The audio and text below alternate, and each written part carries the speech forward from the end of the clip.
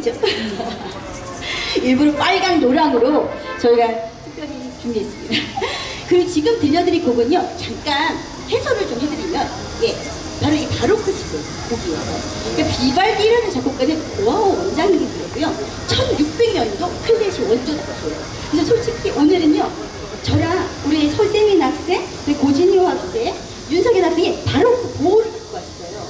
이거는 예, 옛날 원전 악기인데 활이 좀 더 짧고 가벼워요. 그 소리도 훨씬 더 가벼워요.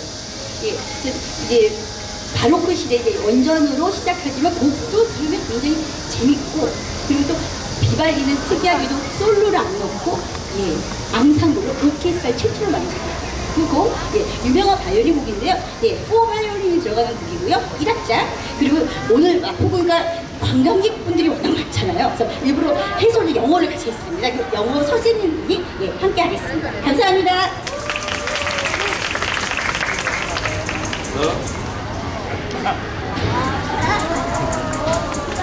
Hello, I'm Luke So, violin concertmaster, Isangi and friends. Vivaldi was an Italian composer from the Baroque era of the 16th century. He was the director of an orphanage at the time, and he created the Four Seasons ensemble piece to entertain the children. This era was the era of original instruments, so the bows used today are different. Today, we brought a bark bow from this era. These bows are shorter, thinner, and lighter, and the hairs are black, exemplified by this bow here. And thank you.